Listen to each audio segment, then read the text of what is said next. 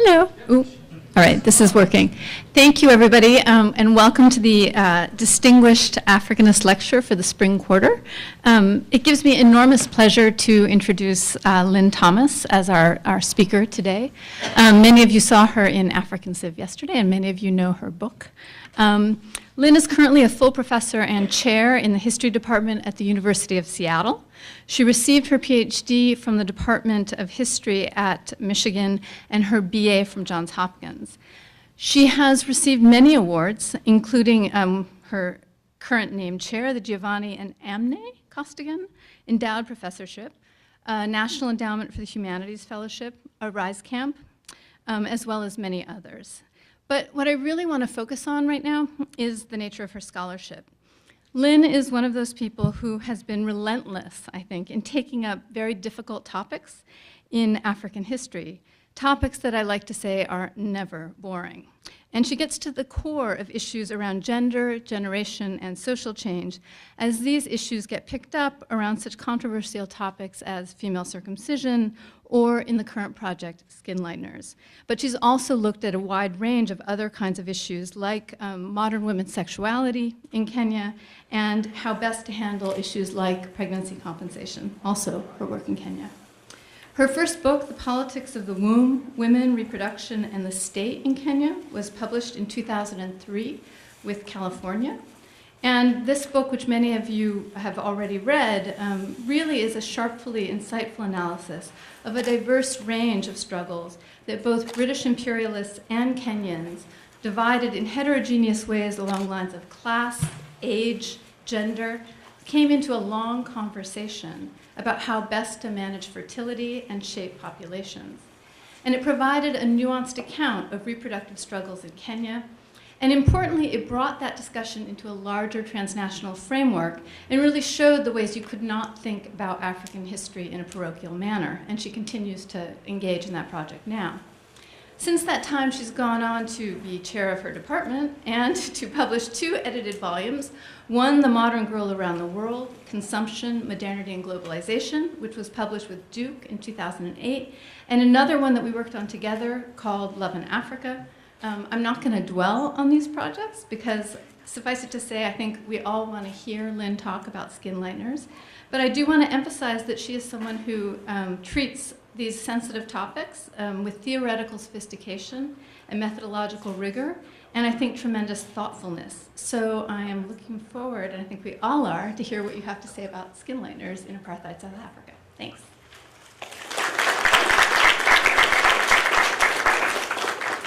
Thanks so much, Jennifer. Thanks for inviting me, and thanks for that lovely introduction. It is so much fun to be here in Hyde Park and to have a chance to talk with so many of you. I've really enjoyed the past 2 days. All right. So my presentation today, as Jennifer said, derives from my current book project, which is a transnational history of the manufacture, use, and opposition to skin lighteners. It's centered in South Africa, but the project extends into East Africa, and it extends into the US as well. So since ancient times, women in parts of Europe, the Mediterranean, and Asia have used skin lighteners and whiteners for a variety of reasons, ranging from concealing blemishes, to evening out skin tone, to bleaching their faces. Some preparations whiten the skin by covering it with a paint or powder derived from a starch or chalk, or most famously white lead. So some of you might be familiar with Elizabeth I as a user of Venetian white lead paint on her face, which eventually led to her death. Other skin lighteners, though, have contained irritants or chemicals that either strip away the top tan layers of the epidermis or somehow interfere with the production of melanin. Now, during the 19th century, such preparations became popular and profitable commodities in Europe, the United States, and various imperial outposts, including South Africa. There, they appealed to white women and some men by playing on a bourgeois and a racialized aesthetic that valued skin that was unmarked by the tanning effects of outdoor labor, and also skin that was devoid of any possible affiliations with dark-skinned people. Now, what happens is over the course of the 20th century, skin lighteners shifted from being one of the most common cosmetics that white women used to being cosmetics primarily associated with black and brown consumers. These consumers used skin lighteners to navigate racial hierarchies that privilege light-colored skin and to achieve aesthetic ideals rooted in colonial and in some cases pre-colonial conceptions of beauty. Today, the global market for skin lighteners is booming. So it's estimated today that it's about a $10 billion per year market, with the very largest markets being in Asia. So right now, Japan still has the most lucrative market, but China and India will soon surpass Japan. There's also a significant, if illegal, trade in South Africa. So today my talk is really about the anti-apartheid movement and how the anti-apartheid movement takes up skin lighteners as an issue. And so I'm not really talking about the contemporary situation in South Africa, but just a couple weeks ago I was in South Africa at a workshop that was entirely devoted to contemporary uses and problems with skin lighteners. So I can certainly talk to those issues in the Q&A, but this talk will be very much focused on the 1970s and 80s. Now, in the early 20th century, ammoniated mercury was the most common active ingredient found in skin lighteners. So mercury lightened the skin by temporarily interfering with the production of melanin. So what this ad here is for a product called mercularized wax that was manufactured in Dearborn, Michigan, and marketed very aggressively in the US, but also was sold in South Africa. And so you can see here it's being advertised in South African Pictorial, which was really an entertainment magazine that was directed at a white readership in South Africa. So skin lighteners in the 19th and early 20th century were often referred to as freckle waxes or freckle removers, with the idea that they removed blemishes or dark spots. And as I said, this contained ammoniated mercury. It contained 10% ammoniated mercury. And when this product came onto the US market, the American Medical Association did an analysis of it and denounced it as a caustic poison. Okay, so that was in the 1920s. Initially, the Food and Drug Administration did not regulate cosmetics. But in 1938, the act was changed to also cover cosmetics. And so in the late 1930s, really the first category, or one of the first category of cosmetics that the FDA goes after are skin lighteners containing mercury. And at that point, they're used by both black and white American consumers. Now, during the 1920s and 30s, such products began to fall out of favor with many white consumers, as pale skin became a sign of those who were confined to factory and office work, while tan skin became a symbol of those with the leisure time and affluence to enjoy outdoor holidays and to enjoy the health benefits of vitamin D. While these cosmetics decreased in popularity among white women in the US from the 1920s onwards, they continued to be heavily marketed to African Americans through the early 1960s. And in Southern Africa, skin lighteners sales did not peak until the late 1970s. Now, black South African consumers offered various reasons for their use of skin lighteners, ranging from clearing blemishes, to lightening tan skin, to brightening overall tone, to looking more modern or sexy. Whereas little evidence suggests that black consumers specifically use skin lighteners to obtain reclassification under apartheid's four-tiered racial hierarchy. So apartheid had a four-tier racial hierarchy. I'm sure most of you are familiar with it, with European, Asian, colored, and African as the four basic categories. So while there's little evidence that people actually use these products to try to get reclassified, say from African to colored or colored to European, they did use them to enhance prospects in social and work settings that favored light-colored skin. So in the mid-1980s, one of the activists who was campaigning against skin lighteners reflected on their appeal. She said the following: "I don't know if many blacks have tried to get reclassified by lightening their skin color, but psychologically they believe they will have more opportunities and be more successful in whatever they do if their skin is whiter." Some job advertisements, particularly in the Western Cape, invited only applicants who were light-skinned or slightly colored. So the broad appeal of skin lighteners under apartheid relied on pernicious official and popular ideologies that linked lighter skin to power and to beauty. Skin lighteners were first marketed to black South Africans in the early 1930s. Some of these cosmetics were manufactured by US and in some cases African American owned companies and imported to South Africa, while others were produced by white local pharmacists.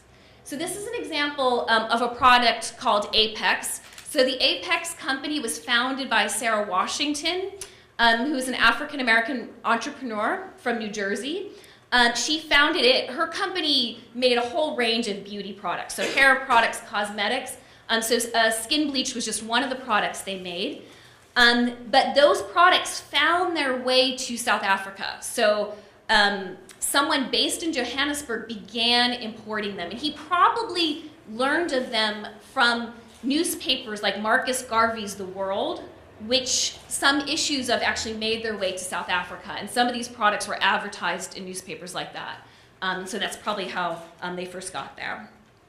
So that's an example of an American imported product appearing in South Africa. So that's 1933.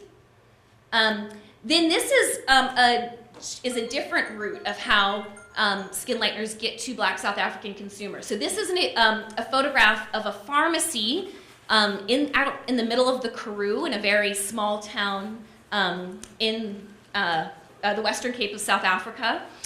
So this was a pharmacy that no doubt was making most of its products for white residents of the town. Now, in the late 19th, early 20th century, any pharmacist would have had as part of their handbook of recipes, so medical but cosmetic recipes for making skin lighteners. So this pharmacist likely made these products for white consumers, but somehow the colored and African women who were living in this town somehow found out about these cosmetics and somehow began using them. So this ad here is from 1934 from a newspaper called The Sun that was published out of Cape Town that had a primarily colored readership. And you can see here that the use of the term freckles is used, and again, the history of skin lighteners, that they were often referred to as freckle removers. So you can see that it's being marketed here to black consumers. Eventually, Karoo, by the 1950s, Karoo would be the largest selling skin lightener in South Africa. So you can see here some of its early advertisement. Now, in the wake of World War II, the sale of skin lighteners took off as black South Africans became more engaged in consumer culture, and apartheid policies heightened the significance of skin color. Through varied media, South African manufacturers marketed skin lighteners across the region and into West and East Africa as well, creating a multi-million-dollar per year industry. So this afternoon, I'll examine the emergence and elaboration of black consciousness and biomedical opposition to these products. Distinct from much of the 1970s, these two strands of critique eventually became entangled. The development of both strands was intimately linked to the engagement of ideologies and expertise from abroad, and specifically from the United States. Through transnational conversations and affiliations, South African political activists, as well as medical professionals, made opposition to skin lighteners into a corollary of the anti-apartheid movement. One striking result was that by the early 1990s, South Africa possessed the most restrictive regulations regarding skin lighteners of any country in the world.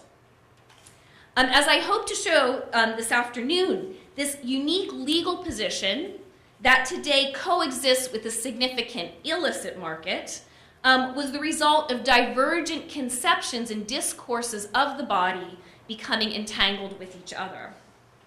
So the structure of the talk is I'll talk about black consciousness opposition first, then the biomedical opposition, and then I'll talk about how they came together. So by the late 1960s, South Africa's skin lighteners market was so strong that the white businessmen involved in it had a difficult time imagining that it could become the subject of organized protest. Remarkably, one survey found that over 60% of urban African women used lightening creams, making them the fourth most commonly used household product after soap and detergent, tea, and tinned and powdered milk. At a marketing conference held in Durban in 1969, a businessman named Tilly expressed his disbelief that the market might decline by basically making fun of an American consultant who had predicted that the US Black Power movement, with its slogan, "Black is Beautiful," carried the long-term destruction of South Africa's skin lightening trade. According to Tilly, the South African market was too strong and too distant from US racial politics to ever feel its effects. Now, Tilly's prediction soon appeared much more misguided than the American consultants. That same year that Tilly addressed the marketing conference in Durban, students at the so-called non-white medical school across town founded the South African Student Organization, which was an all-black group from which black consciousness thought emerged. So Steve Biko, the group's leader, who gained international recognition following his death at police hands in 1977, and his fellow students were profoundly influenced by various strands of African nationalism, Marxism, Frantz Fanon's writings, as well as those of Black Power activists. Now, beyond small circles of Black university students, Black Power ideas, and especially the motto, "Black is Beautiful," circulated through South Africa's popular media. Within Southern Africa, bodies and beauty had long been the subject of racist discourse and anti-racist retorts. So since the 17th century, European traders and travelers and colonists had frequently derided the region's indigenous inhabitants as greasy and dirty, as part of portraying them as backward and in need of salvation. When missionaries began their evangelical work in the 19th century, they recast the reformation of African bodily practices and appearances as central to their civilizing mission. Over time, for many Africans, adherence to the bodily regimes promoted by missionaries and practiced by white colonists became a sign of being elite or middle class, and it also became a sign of Black respectability. In 1932, the editors of the Black newspaper Bantu World held the first beauty competition for African women. So you'll remember, this is the same newspaper ad that Apex ad appeared in, and actually the same year. This contest was inspired by similar beauty contests in white South African newspapers, but also, I think, by beauty contests in African American newspapers that had found their way to South Africa. So Bantu World's contest aimed to demonstrate that, quote, there were beautiful women and girls in Africa. And so the way this contest worked was actually quite interesting. People sent in their submissions to the contest, and then the readers of the newspaper were asked to cut out the photographs and then label them their top 3 favorites, 1, 2, and 3, and send them back to the newspaper. So this was actually a beauty contest in which the readers voted for the people who had entered it. And you can see the person who won, Mrs. Florin Dobe, in the center at the top. She won by nearly twice as many votes as anyone else got. And what you can see is her style. So she has a close hat, she has a pearl necklace, she's wearing, it looks like, I think, an ostrich feather tippet, which is like a kind of ostrich feather scarf. You can see that style is very much what you would think of as a flapper or a modern girl style. I mean, something that would seem maybe right out of the streets of Harlem. Okay, so after World War II, such beauty contests aimed in part at promoting race pride became a staple in photo magazines like Drum and Zonk and Golden City Post, as well as at Black community centers. So Drum, how many of you have heard of the magazine Drum? Okay, a few of you. Okay, so Drum is probably the most famous and influential, I would argue, magazine ever published in sub-Saharan Africa. So it was modeled after Ebony magazine from Chicago, and it begins in the early 1950s. And the idea here is really to have a photo magazine that will reach Black readers and Black consumers. So skin lightener advertisements, if you've ever looked at an issue of Drum in the 1950s and 60s and 70s was absolutely saturated with advertisements for skin lighteners. So oftentimes the biggest ads And most issues, so the back full page ad and the inside front cover ads, were in fact ads for skin lighteners. And so the relationship between the manufacturers and the magazine was actually quite tight. So the companies would run the beauty contests, then the winners of the beauty contests would become the spokesmodels for the company, and then they would also often become the cover girls that were featured on the cover of Drum. So this is an ad that shows two of the beauty queens from Carew, so again, the same company from the early 1930s, and then the company Butone. So you can also see how the ideas of femininity and self-fashioning have changed considerably from the 1930s. So this beauty contest winner in the bathing suit looks nothing like those mission-educated women in the 1930s who are dressed very conservatively in their photos, and it's only headshots. Okay. Yet winners of these contests were invariably light-skinned, and by the 1950s, skin lightener manufacturers sponsored most of the major competitions. Within this context, then, where female beauty and glamour garnered great attention, but light-colored skin was most often valorized, Black is Beautiful gained traction. Within the United States, Black is Beautiful first emerged as a rejoinder to white racism, as well as color hierarchies within Black communities. In the 1960s, the cultural influences of the Nation of Islam and the Civil Rights Movement, and the chic short hairstyles of Black entertainers, including Cicely Tyson and South Africa's own Miriam Makeba, encouraged some African American women to wear their hair unstraightened or natural. In 1966, Stokely Carmichael, who would become Miriam Makeba's future husband, articulated one of the earliest iterations of Black is Beautiful during a speech in Mississippi. Carmichael proclaimed, "We are Black and beautiful." Over the following months, Black is Beautiful became a common chant at Black Panther demonstrations. James Brown conveyed the sentiment to a much wider audience with his 1968 hit song, "Say It Loud, I'm Black and I'm Proud." At the level of everyday practice then, Black is Beautiful expressed an appreciation for melanin-rich skin and tightly curled hair. Now this afternoon, I'm using Black as an umbrella term to describe people who under apartheid were classified as non-white, or African-colored and Indian. Now such usage to use Black as an umbrella term for all three groups was something that actually emerged through transnational cross-fertilization. So during the late 1960s, the South African Student Organization, so BICO's organization, assumed initially the racial language of the apartheid state, and it initially defined its organization as a non-white student organization.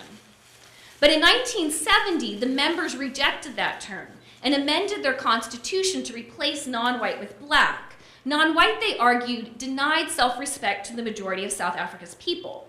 And using Black to reference all dark-skinned people disenfranchised by apartheid, Sasso activists expanded the concept of Blackness generally espoused by African nationalists and also by US Black Power activists.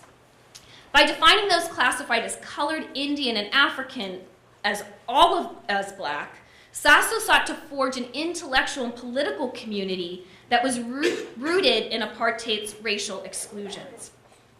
Now, in addition to broadening the definition of Black, Sasso activists insisted that Blackness was as much a state of mind as a bodily appearance, and they called for consciousness raising. Being conscious meant not collaborating with the white government. It meant rejecting feelings of impotence and inferiority, and it meant believing in Black strength and self-worth. Now, this definition of Blackness that emphasized psychical dimensions, or psychology, owed much to Sasso's engagement with Frantz Fanon's Black Skin, White Masks. A Black psychiatrist from Martinique who trained in France and worked in Algeria and was influenced by both the Negritude movement and existential philosophy, Fanon theorized colonialism as a system of oppression that entailed psychological as well as economic and political domination. Racism functioned, according to Fanon, by co-opting Blacks through their internalization, or in his reworking of psychoanalytic terms, epidermalization of white culture, including beauty standards. Now, black skin white masks explored the position of the évolué, the black man who, despite his mastery of French language and schooling, was denied full recognition within white society. Fanon, as Stuart Hall has explained, recasts psychoanalysis' Oedipus complex from a familial to a societal drama, positioning white colonizers as the father and black colonial subjects as the son. In addition, Fanon argued that pervasive racism was not only the product of laws and face-to-face social relations, but it was the product of media, ranging from nursery rhymes and school books to movies and advertisements. So as South African évolués, Sasso activists identified strongly with Fanon's writings, and they borrowed heavily from them. And Dan Magaziner published a book a couple years ago that really does a good job of really closely reading a lot of Black consciousness writings and really shows the debt of those writings to Fanon.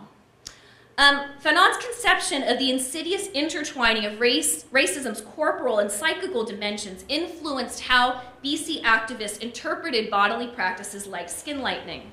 The very title of the book seemed an apt description of the two-tone appearance that critics of skin lighteners had long attributed to those who used the creams only on their faces, leaving the rest of their bodies a few shades darker. Although Fanon, writing from Algeria in the early 50s, did not specifically discuss skin lighteners, he did mention scientific investigations underway to develop medicines that could, quote, whiten the Negro. For Sasso members who read this account in translation in the late 60s and early 70s, Fanon may have appeared to be describing experiments that gave rise to the products that they saw all around them in South Africa. For these activists, Black people's use of skin lighteners became an overdetermined manifestation of racial inferiority and the epidermalization of white standards and beauty ideals that Fanon had described.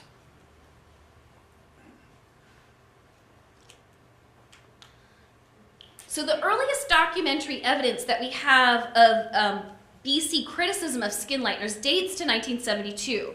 So that year, James Matthews, who was a poet and a writer aligned with the movement, published a poem denouncing, quote, "My sister whose face is smeared with Astra cream, skin paled for white man's society."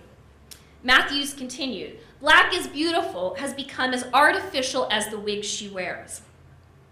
Such poetry casts lightening as a female bodily practice that, along with wearing wigs and straightening hair, demonstrated a misplaced desire to appear white.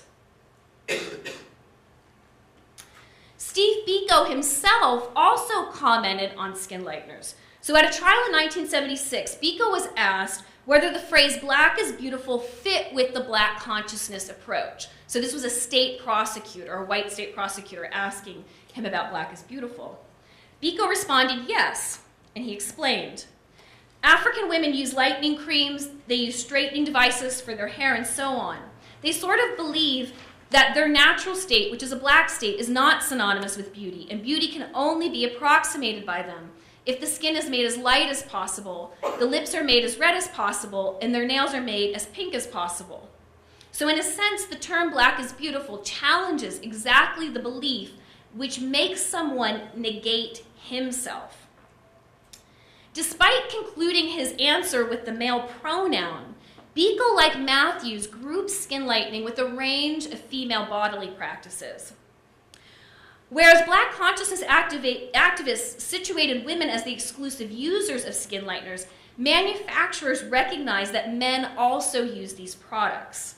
So by the mid-70s, brands like He-Man and Alco Extra Strong specifically targeted male consumers.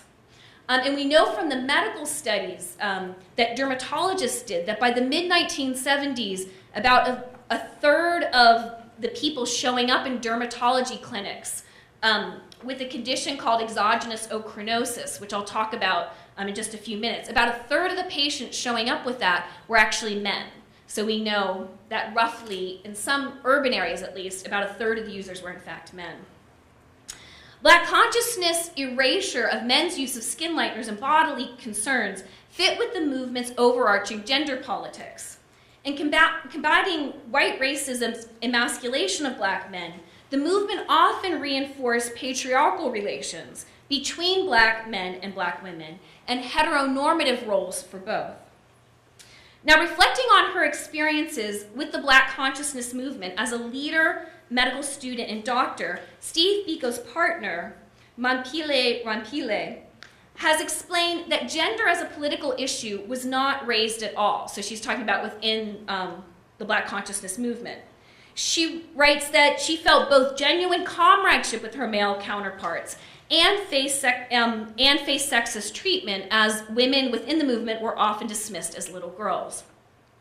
According to Rampili, second-wave feminism had little influence on Black consciousness, with activists dismissing feminism as a bra-burning indulgence of bored, rich white Americans that was irrelevant to the needs of Blacks in South Africa. Women activists like Rampile, however, also recall that the one issue that Black consciousness explicitly gendered as female, namely beauty, was decisive in attracting women to the movement. Rampile has written that Black is Beautiful had a significantly positive impact on her and other Black women in South Africa. She writes, quote, "For the first time, many Black women could fall in love with their dark complexions, kinky hair, bulging hips, and particular dress style.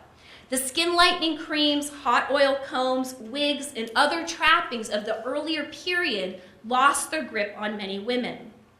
Such transformation," she writes, "liberated Black women from being defined in terms dictated by dominant white culture."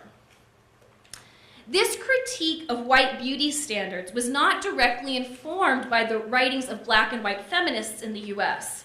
Whereas Rampile recalled reading Fanon, Malcolm X, and the Black Panthers, she was unfamiliar then with works by contemporary Black feminists that explore the intersection of racism and feminism and the tyranny of dominant beauty ideals. In contrast to Black power sensibilities, feminist ones did not travel across the Atlantic and gain traction. Black consciousness activists cast skin lighteners as a political problem rooted in psychical and economic issues. Skin lightener usage was abhorrent because it embodied the internalization of racist definitions of beauty. Moreover, it demonstrated how white-owned companies and media promoted and profited from apartheid's racial hierarchies.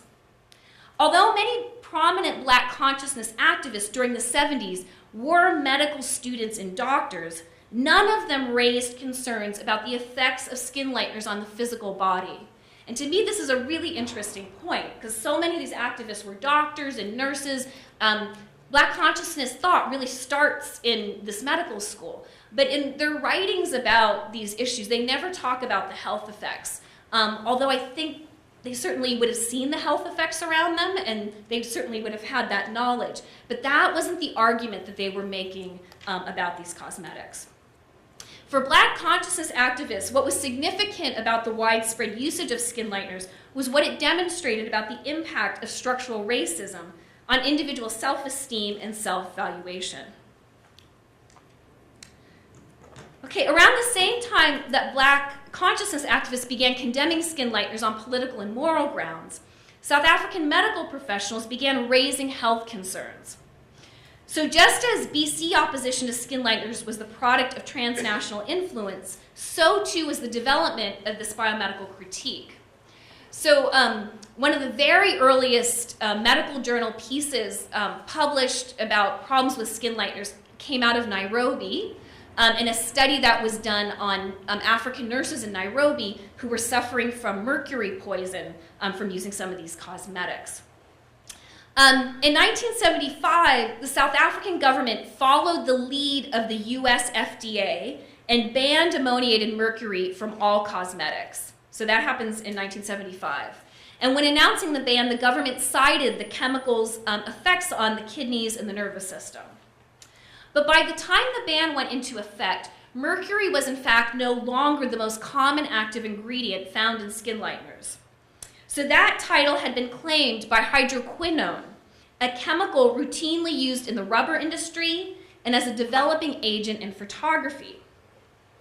So in the late 1930s, in a leather factory actually outside of Chicago, African American, Mexican, and white workers experienced temporary depigmentation of their hands and arms after wearing gloves that had been treated with this chemical. The incident and the workers' subsequent repigmentation after they stopped wearing the gloves was reported in the Journal of the American Medical Association and other medical journals in the US. A similar report soon appeared in the South African Medical Journal concerning employees at a factory near Johannesburg. And in reporting on the South African case, the authors cited the American Medical Journal articles, suggesting how medical and pharmaceutical developments in the US quickly garnered attention in South Africa. So soon after the accidental discovery of hydroquinone as a depigmenting agent, US cosmetic companies started developing over-the-counter skin lighteners that contained between 1.5% and 5% concentrations of this chemical. So you can see here in this ad, it's an ad for a skin lightener called Artra that appeared in 1957 in the African American newspaper, the Philadelphia Tribune. You can see how hydroquinone is actually named in the center of this ad as a selling point for this product. Skin lighteners containing hydroquinone first appeared in South Africa as imports from the US. Okay, so this ad is 1957. And then you can see here a slightly changed version of the same ad appears within 2 years in South Africa. So we can see here that hydroquinone's been changed to Amazing HQ. And there are other changes that are made in the copy of the ad, which is too small to read here. But all the other changes that are made to emphasize that the product comes from the US. So all the other changes for South African readers are meant to emphasize that this is an American product. So in small print, new phrases such as proven to be a success by beautiful American women and developed in one of America's most modern laboratories situate Artra's American roots as a virtue.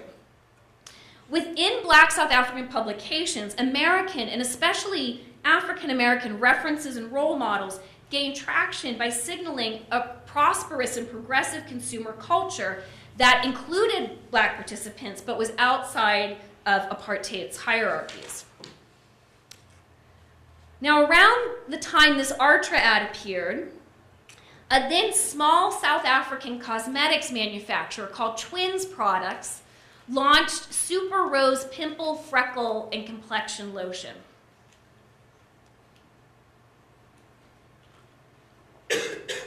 So this product was unique among commercial skin lighteners with hydroquinone sold in South Africa, and I think it was unique it would have been unique in the US too, because it did not have a base that was a cream or an oil, but rather it used liquid alcohol as the base. So Twins marketed this product by encouraging consumers to use Super Rose lotion before applying their favorite cream. And again, Karoo was the big cream that was the most popular in South Africa at this time. So the twin, Abraham and Solomon Kroc, who were the men behind Twins, argued that people could continue to use their favorite cream, but in addition to the cream, they should use this alcohol-based lotion. This advice effectively doubled consumers' exposure to skin lightening agents. Moreover, subsequent medical research revealed that as a medium, alcohol significantly increased the ability of hydroquinone to penetrate the skin. Now, Super Rose proved enormously popular, helping to make Abraham and Solomon Kroc, the owners of Twins, into some of the wealthiest business people in South Africa. So they were twin brothers who developed this product.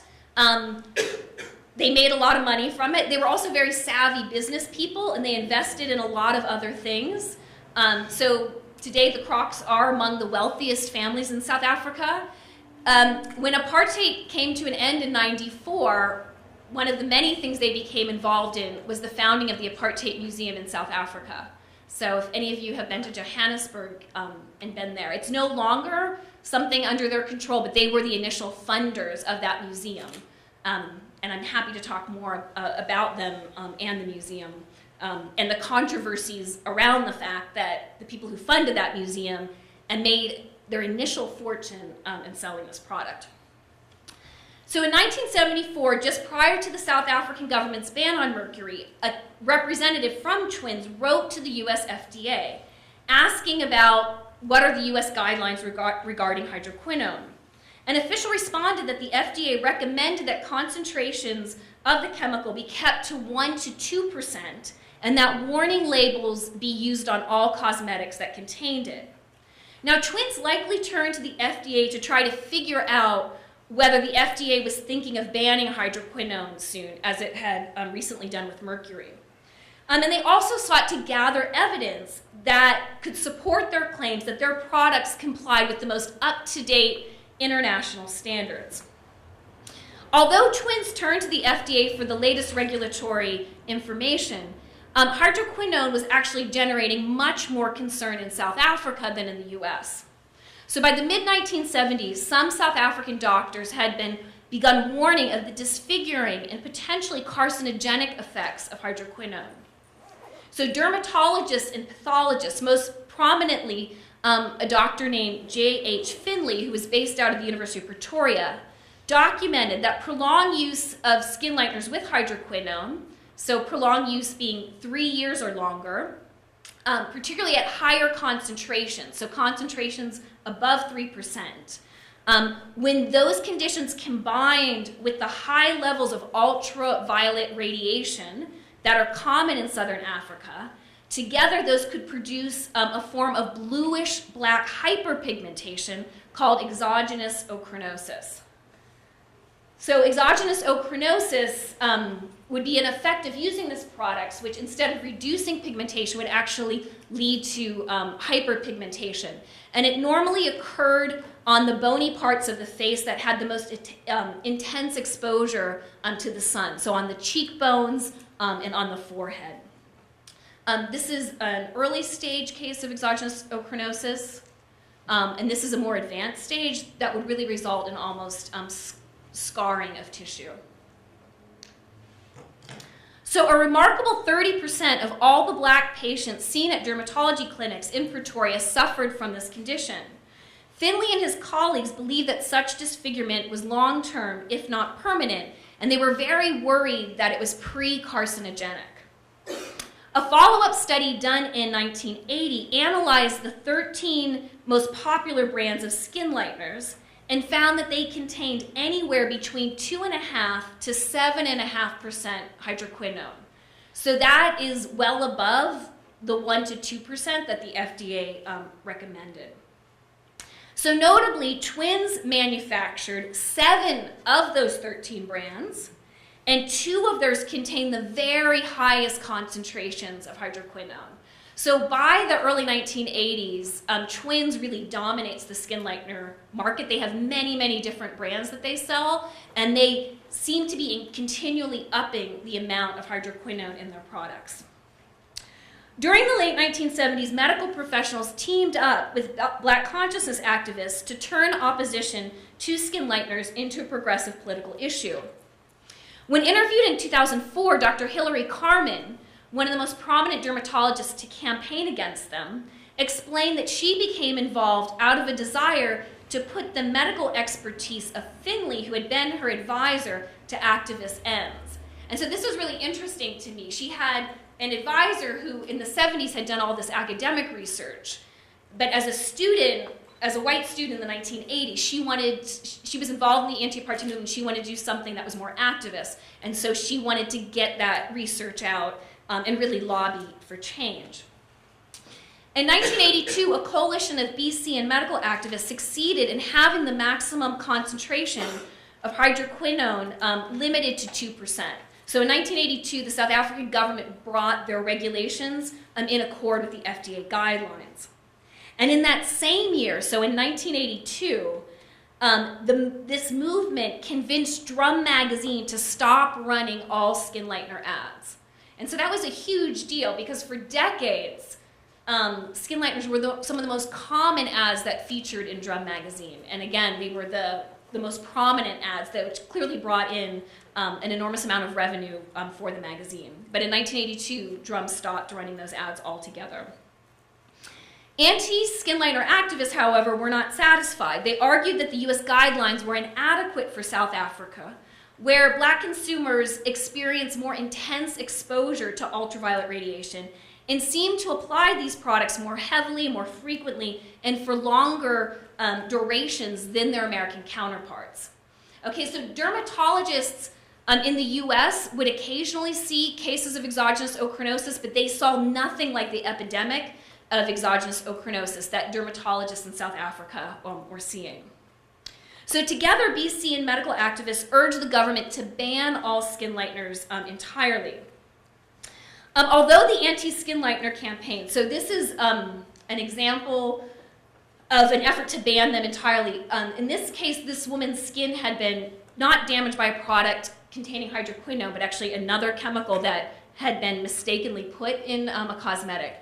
But this magazine, Learn and Teach, was an adult literacy magazine that was influenced by Black consciousness ideology. And so this magazine was very important and part of this public health campaign against the products. Although the anti-skin lightener campaign did not immediately convince the apartheid government, it did influence consumers. So by the mid-1980s, skin lightener sales in South Africa began declining at an annual rate of about 10%. Now, during the mid-1980s, resistance to apartheid reached its peak.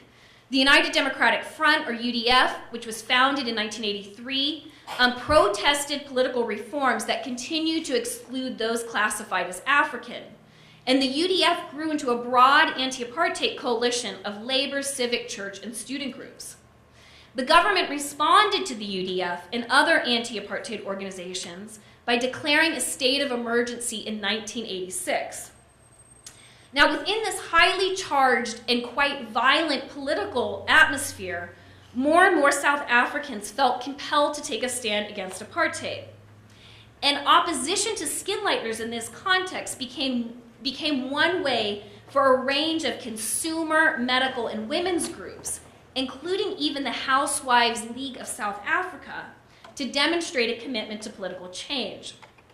So reportedly, a black business group told then President P.W. Botha that if he failed to heed popular pleas on skin lighteners, he would not have credibility on wider issues. So in this way, then, opposition to skin lighteners became a kind of political litmus test of people's political commitments. By 1987, the National Black Consumers Union and the Dermatology Society of South Africa led the campaign against these products.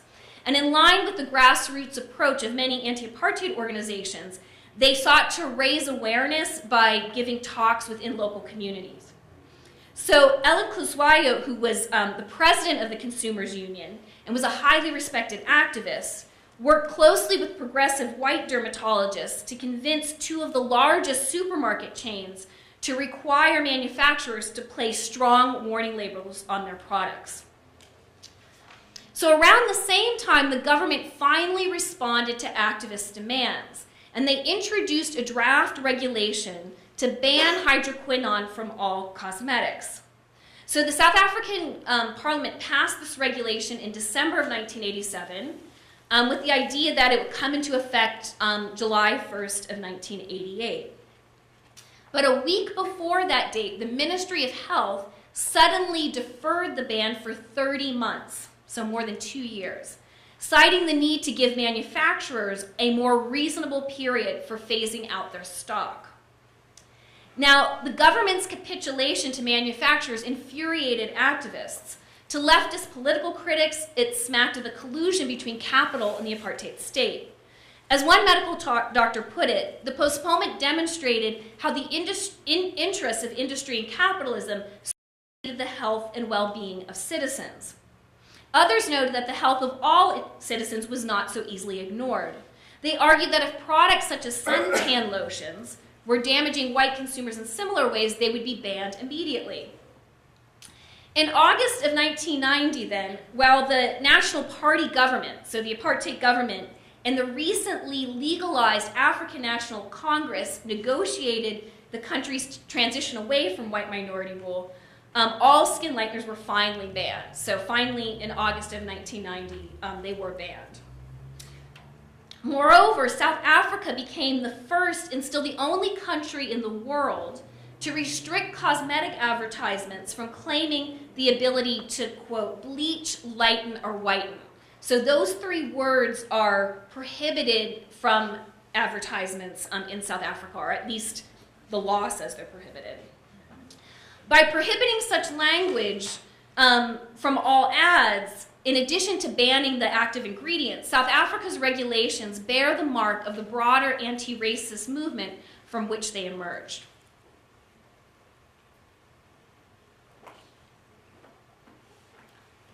Okay, so just to conclude now. So that contemporary South Africa possesses the world's most restricted, if frequently violated, regulations, has much to do with its iconic status as one of the 20th century's last bastions of state-legislated racism. Black consciousness activists during the 1970s denounced the popularity of skin lighteners as evidence of the pervasive influence and internalization of structural racism, effectively dismissing all other explanations of why people might use these products as forms of false consciousness. For these activists, and later for a broad range of progressive critics of apartheid, opposition to skin lighteners demonstrated an awareness of the insidious effects of racial hierarchies on everyday practices and on everyday conceptions of the self. At the same time, South Africa's peculiar history of skin lighteners owes much to transnational linkages, especially with the United States.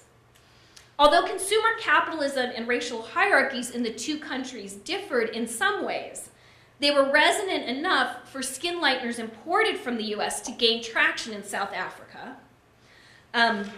But not all US exports were so easily engaged.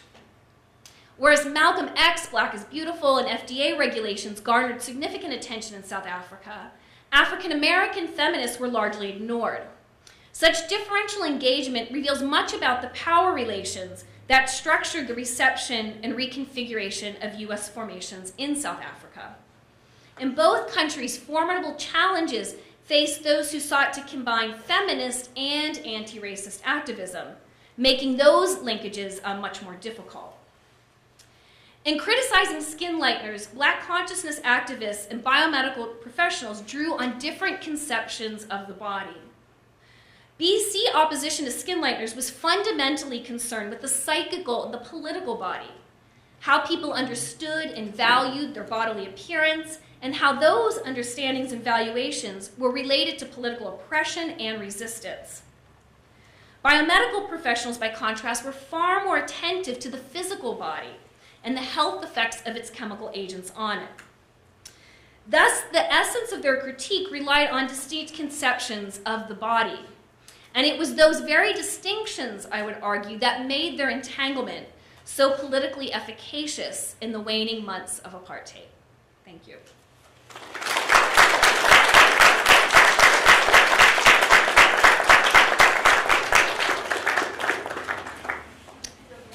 Sure, yeah, so I'm happy to take any questions.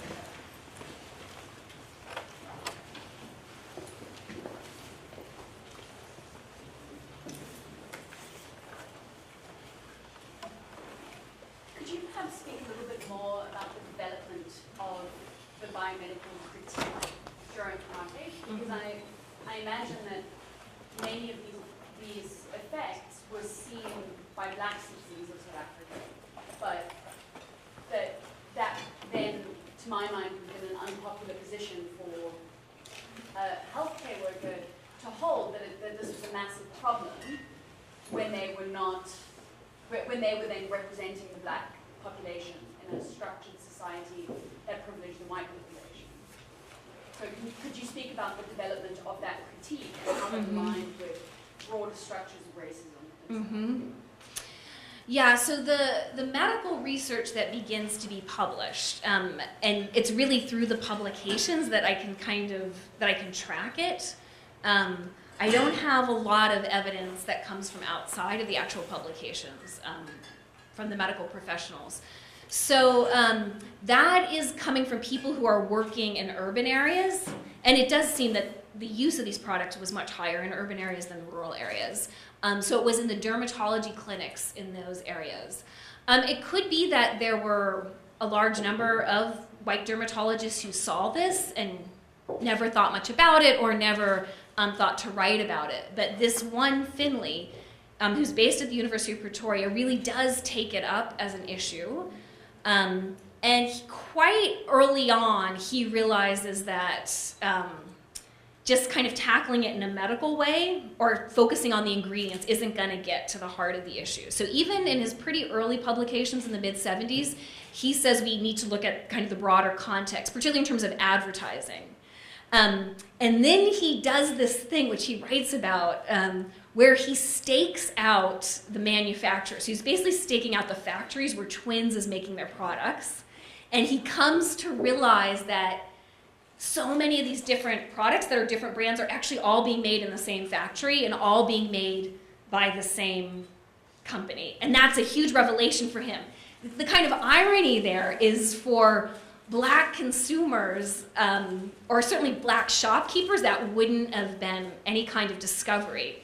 Because in the Black press, particularly in advance of the December holidays, there would be ads in the Black press really for the wholesale purchase of products for rural stores or for people to buy a whole bunch of products or gifts that they would be taking back to family members in rural stores. And you can see in those ads, those basically wholesale ads in the Black press, that all these products are being made, or many of these products are being made by the same company. So there are moments like that where you can see what was probably really lay knowledge in a lot of Black communities and urban Black communities isn't even known to the dermatologists who are working on this issue, that they actually have to do research to discover it. So there is a process here where, the medical people become more into conversation. But a lot of these medical people then who take this up were then parts of the medical organization that was becoming much more critical of the government, and often had ties to people in exile as well. So there are some pharmacists who also get very involved and start writing letters to the pharmacy journal saying that it is immoral for pharmacists to be selling these products in their stores when they know they can damage people. And that was always a complicated issue for pharmacists and chemists because, and it's true of the history of pharmacy in the US, people go to pharmacy school to manufacture or to administer medicines. But in the early 20th century, it was very hard to have a profitable pharmacy that only sold medicines, right? So very early on, pharmacy, so Coca-Cola, right, is developed by a pharmacist in the US South. Pharmacists are involved in the manufacture of cosmetics, and then they get very involved in photography as well.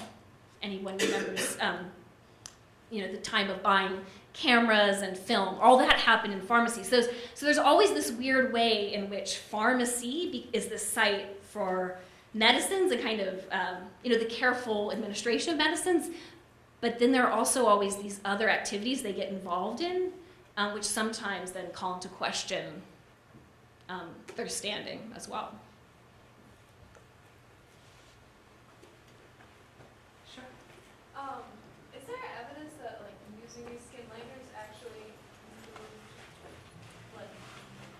improved, people's status or was there any material gain or was it more a psychological gain? Okay. So in terms of evidence of that, so under apartheid, in particular in places like the Western Cape, nuances, very small nuances of color could carry quite a bit of meaning. So there we have memoirs of people, so people like Emma Mashinini, who was a labor rights activist. So she talks in her memoir about people using skin lighteners. So African women in the Cape Town area using skin lighteners to try to pass for colored to get different kinds of jobs, either jobs in domestic work or jobs in stores. So the evidence we have of that is anecdotal, but I think it's quite powerful. And there's certainly a sense, like that early quote that I had from an activist, that in all kinds of other settings, people saw that it mattered. So Miriam Makeba's autobiography is another great place where she talks about the politics of skin color and how complicated and nuanced those politics were within African communities and the meanings that were attached. And she basically talks in her memoir also about the problems of being too light in some African communities, not just too dark, but the problems of being too light as well. But I would say it comes out most powerfully in those kinds of accounts. And in follow-up to that question, I was curious because there's a kind of irony of looking at black and white photographs that denote race, and kind of understanding lightness through that. And so, do the ads carry any kind of rhetorical gestures about ideals of lightness there, or kind of how that's articulated verbally, that can flesh that out? Yeah, so that's a great question. So kind of the history of photography, particularly black and white photography, and how it's used in promoting these products. And I think that the development of photography, and particularly black consumers' engagement with photography in South Africa, is a really, really important part of the story, but it's much harder to flesh out. So what's clear if you look at these ads, and if you look at the cover girls on drum, and even some more of the close-up photos of the women who win the beauty contest, probably many of them were using the skin lighteners, and certainly once they became the spokesmodels for the company, I'm quite sure they were using them. But there would also be powders that would be applied, and there would also be lighting that would be used as part of the photography. So there would be many effects that would be combining in those photographs to give a certain appearance. And let me see if you can see it in any of those ads. There is a look in drum in the 1950s, and I would say into the 60s. It changes a bit in the 70s. That's an incredibly unnatural look of the face. It's maybe a little, you can maybe kind of see it a little bit there, but it would be more in the close-up photos, which I don't really have of any, oops, sorry. I don't have any of those here. But there's something very unnatural looking where the face really stands out as very, very different than the neck and the rest of the body. And that would change over time. By the 1970s, it wouldn't be, in the ads, it wouldn't be such a sharp contrast as well. But I think, the issues you're pointing to around photography are incredibly important. And most of these ads are black and white ads. Later, there would be some others that might be colored, but really they were black and white ads. There were also movie trailer ads that were shown at movie theaters. So in the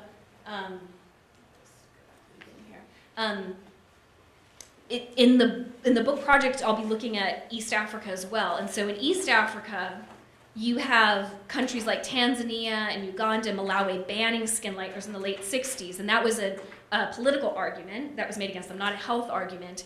In Kenya, some people want skin lighteners to be banned, but in fact, they're never banned. But what is banned is some of the advertisements, and particularly the advertisements that are shown at the movie theaters. So some of the advertisements, particularly for the brand Ambi, are considered so offensive to theater goers that they come to be banned. So you mentioned that South Africa was one of the few countries that actually banned the marketing, the language, bleaching, lightening, or whitening. And you said that the skin lighteners were banned in 1990. But I'm just curious I guess I'm having trouble understanding, with it being a $10 billion industry today, do these products still exist in some kind of language, some kind of form, which is not directly called skin lighteners today? And have any Western countries attempted to ban the products? Yeah, so that's a great question. So a number of countries have banned the ingredient. So the European Union has banned hydroquinone. Japan has, the Gambia has, Kenya has. There are actually a lot of countries that have banned hydroquinone. So mercury was banned by a lot earlier, and then hydroquinone has banned. So the US is really the holdout on hydroquinone. So it's still possible to go, in Seattle to the drugstore right down the street from my house to buy Ambi that has hydroquinone in it. I think about 1.5%. So there's a whole debate going on in the FDA about this, and they're apparently doing experiments on rats and mice right now to figure this out. There's so many different dimensions to the contemporary skin lighteners trade, but one of them is that there's a way in which in the past 5 or 10 years, these products have come back for white women as well. So all these, a lot of anti-aging products that would be marketed as illuminators, some of them would have hydroquinone, some of them wouldn't, but they would have a lot of the other ingredients that are being put into skin lighteners now. So there's a way in which these products, which for decades weren't really marketed to white women, are coming back as kind of anti-aging, removing aging spots, the effects of tanning, things like that. So, but going back to the first part of your question, which is a great question, yeah, so there is definitely an illicit and fairly robust trade in skin lighteners in South Africa today.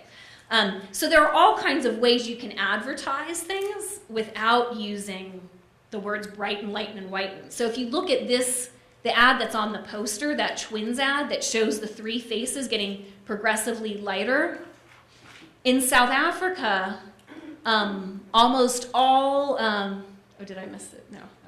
So in South Africa, Pond's cream, which is very, very widely sold, has an image on the side of every box that is basically that same image. It's 3 faces getting progressively lighter. So the words lighten, whiten, or brighten aren't used on that packaging at all, but the same message is conveyed.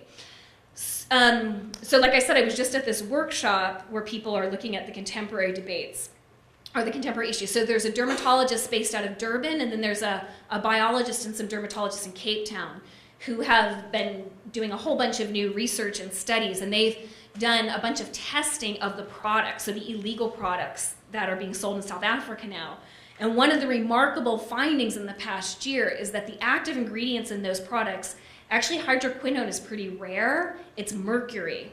So mercury has actually come back in the much lower end products in South Africa.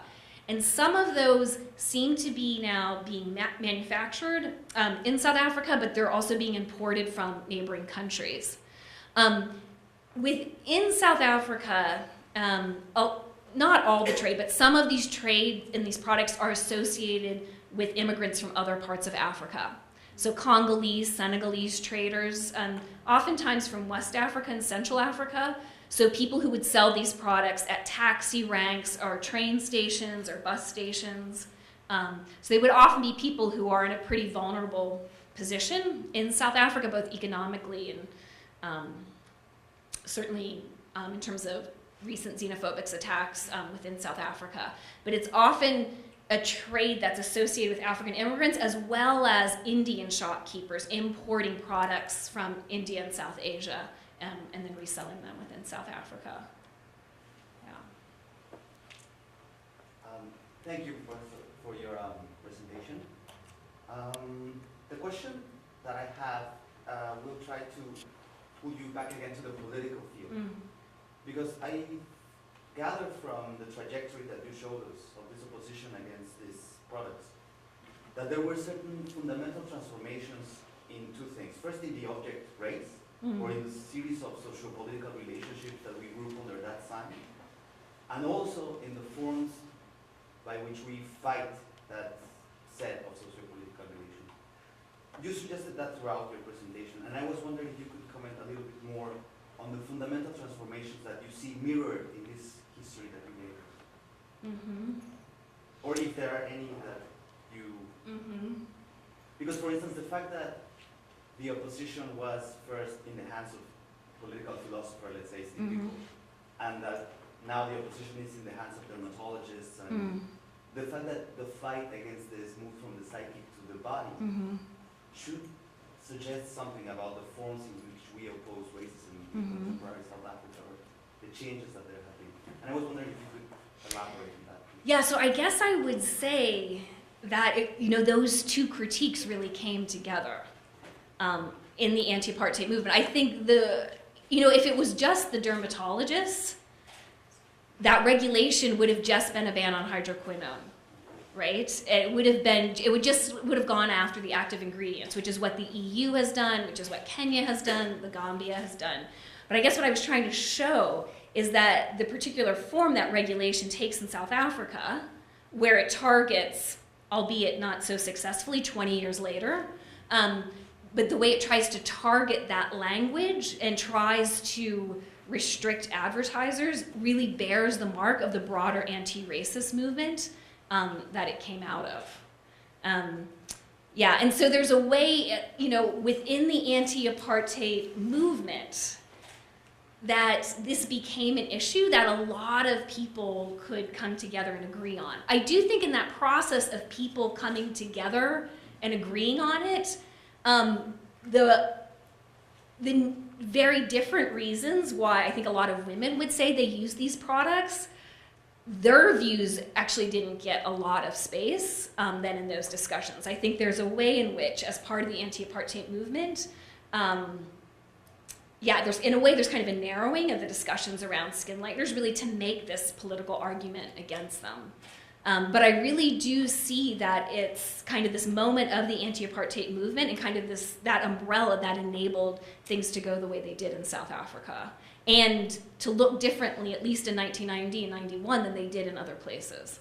And I do think, sometimes when I present this work, people are very cynical about it all, that, you sketch out this whole story, but really nothing much, changed, and today there is this whole illicit trade in South Africa.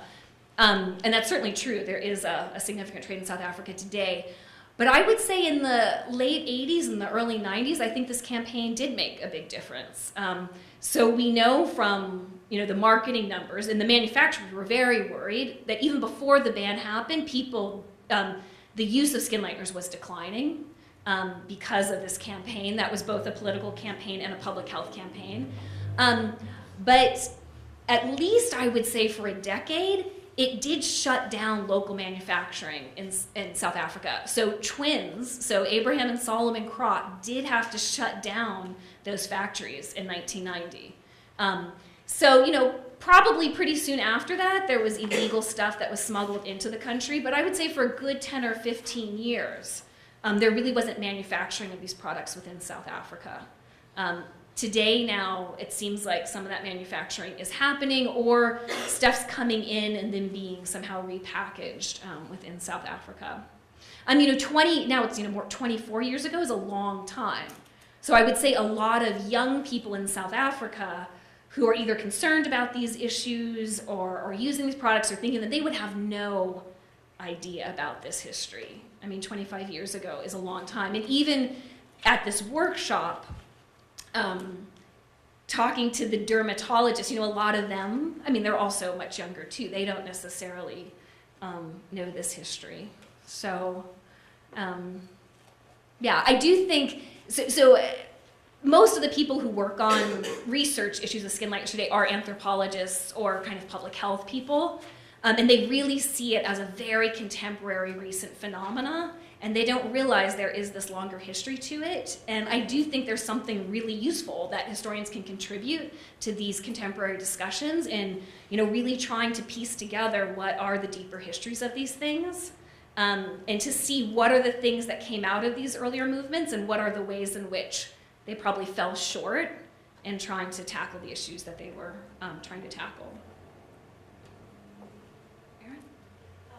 I was so interested when you said that a third of the users were men. It's so fascinating, and especially because all of the advertisements that you're showing us this is a commodity for a modern woman, just like lipstick or pantyhose or something like that. And so I guess I was wondering if you know about how the products make their way into people's lives. Are parents maybe putting them on children? Is it like a generational thing? Or do women start using it once they are aging when they're 30 or 40 or I don't know, even if you had choice. Or 50 or whatever those wrinkles start to come. Or I was just wondering in terms of people's kind of somewhat like the life birth trajectory and then how the product intersects with that, if you know about that. And especially because Yeah, so I think there are a bunch of different answers to that question. At this workshop in Cape Town, there were some people there who were talking anecdotally about parents putting them on babies in contemporary times. That's not something I've ever come across in historical research. I would say in the 50s and 60s, and this would be true of Kenya as well as South Africa, they were very much a commodity that was associated with modern girls and school-educated girls. So there are women I've interviewed in South Africa and in Kenya who will talk about going to secondary school, which, you know, they would have been part of a very small group of black women going to secondary school. And that going to secondary school, they would be given, they often call it like, you know, pocket money or tuck money to buy little things at shops, so cookies or biscuits or something, and they were going to boarding schools by and large. And one of the things that they would buy with those little bits of money would be skin lighteners. And some of the women I've interviewed in South Africa then will talk about how they would be at boarding school, they would use these products, and then they would come home and they would look transformed, they would look lighter. And part of that was about being so much indoors and being at the boarding school. But in that, there are resonances I see with kind of older ways that people talked about seclusion related to different forms of initiation, or, you know, postpartum seclusion, or as part of initiation. So this idea that you are kind of away and in this concealed space and you come out looking different and looking luminescent in some ways, which, you know, having certain qualities that might not actually be about color, but are about kind of skin texture or smoothness as well. In terms of how, the other way I think that these products come to be used, and particularly in that early history of Karoo in the 1930s, I think that domestic work and domestic workers are an incredibly important part of this story. So I think, you know, the early parts of this story, I think how some African and colored women learn about these products in the 1920s and 30s, I think is from working in white households.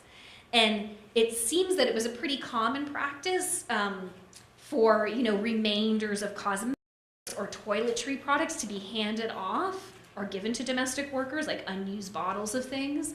Actually at lunch today, someone mentioned this famous, well, now he's become famous to us historians and anthropologists, African advertising guy, Nimrod and Kelly. Tim Burke talks a lot about him in his book. He's a fascinating guy.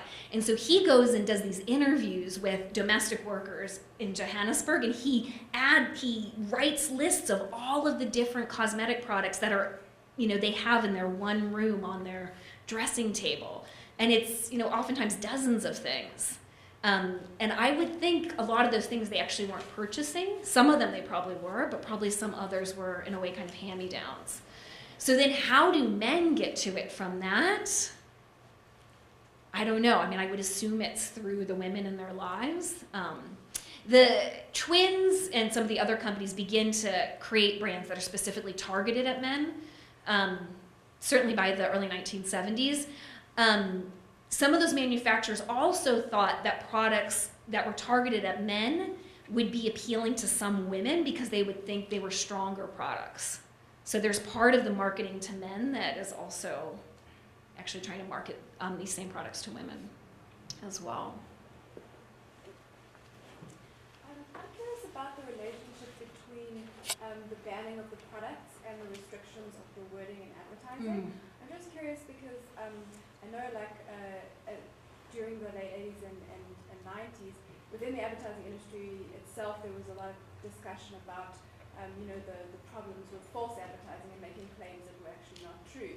So I'm wondering to what extent those sorts of discourses were formed, you know, claiming that products could lighten or bleach or whatever, in a context in which, you know, lighteners were actually banned. But were there differences between the types of arguments that were made for those two sorts of regulations? Yeah, for the time period of the 80s, I've never seen discussions of accusations of false advertising, which is interesting that it actually doesn't come up. It doesn't. It's there in the discussions much earlier, like in the 1930s and 40s, not specific to skin lighteners, but it'll come up sometimes in the pharmacy journals and maybe actually in some of the advertising journals, that we need more restrictions or more things that would be like the FDA that would investigate claims to advertising.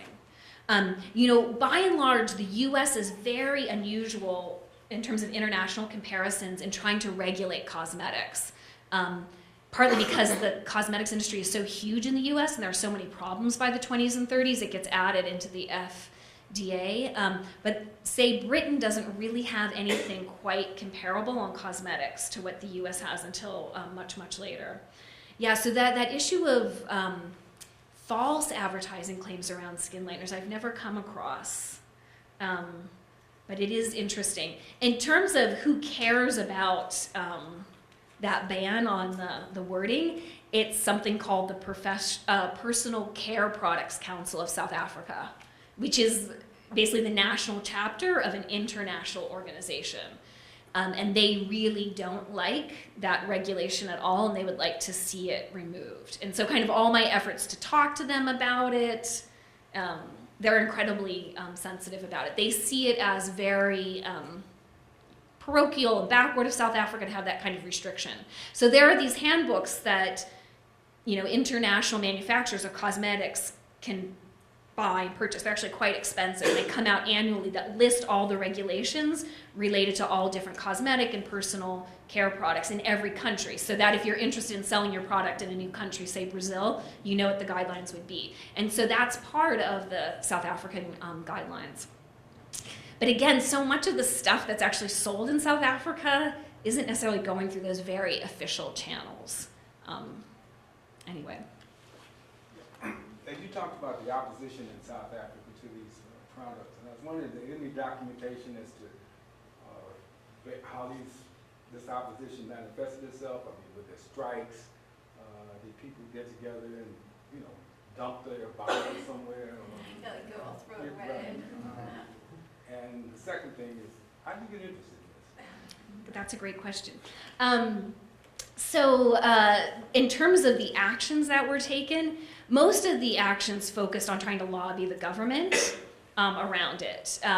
There was also the action of trying to get Drum to stop advertising the products, and then actions against some of the supermarket chains, right? So there were threats of, so Pick and Pay, I think it was Pick and Pay and Checkers, which are the two of the big chains in South Africa. So there was a threat made by the activists that if they didn't start putting warning labels on the products, that they would face boycotts.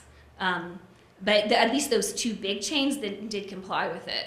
But I would say really the focus of the attention was on lobbying the government as part of it.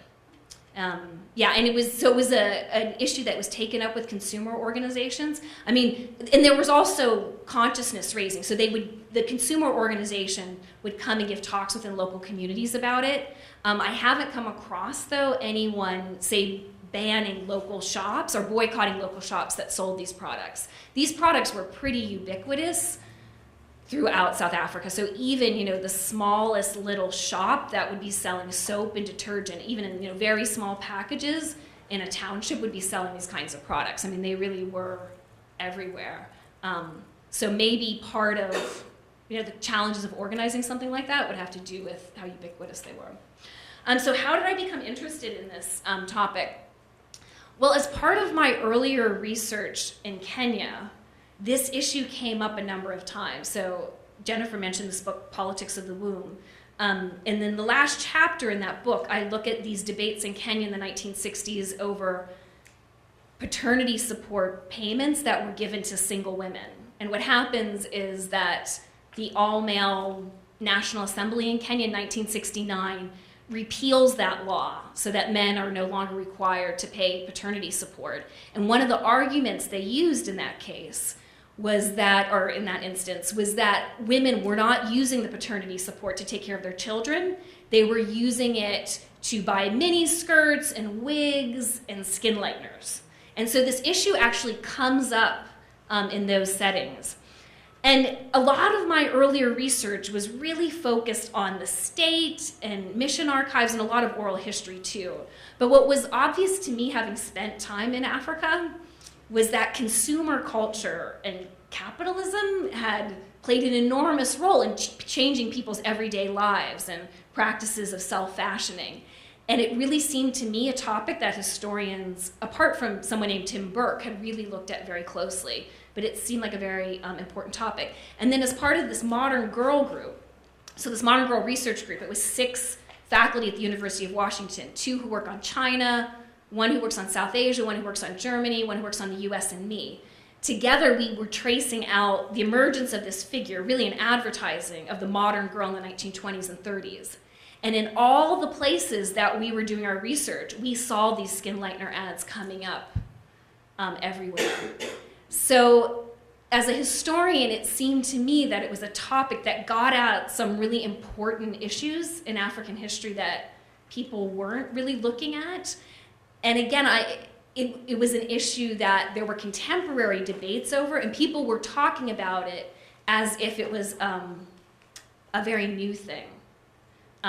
Whereas I knew enough from this other research to know there was actually a longer history to this, and that it was a history that really linked African history with US history in the 20th century in some very interesting ways. So that's why. I don't know if that answers your question.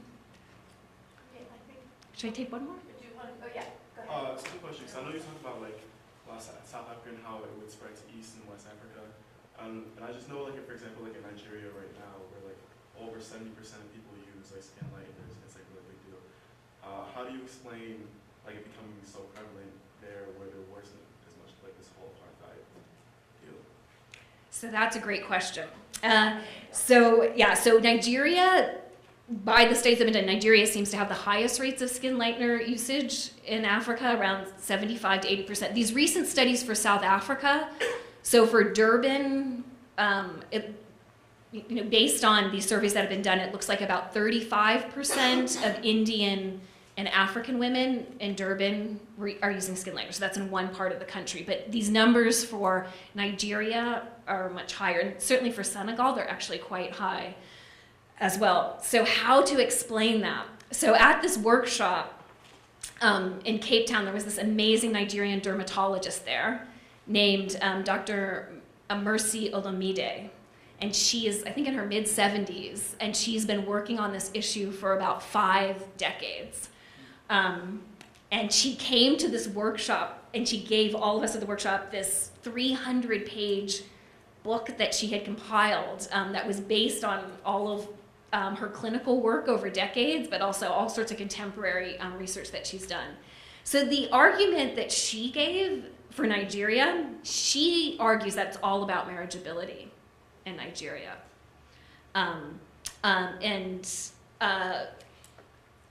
So women today in Nigeria believing that they have a better shot of being married and staying in marriages if their skin color is lighter. So there's also work done recently by someone named Jemima Pierre, The Predicament of Blackness, she's an anthropologist who works in Ghana.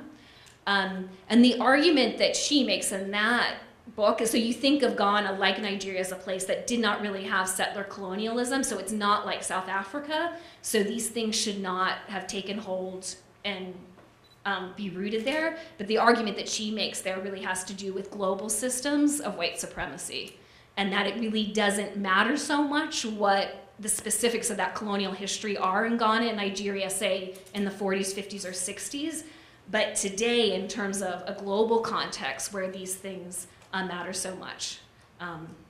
So that's what she points to. Yeah. Thank you so much. Everybody, we have food.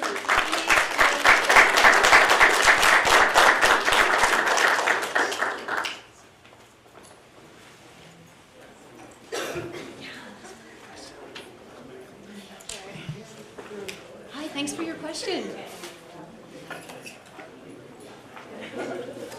Sure.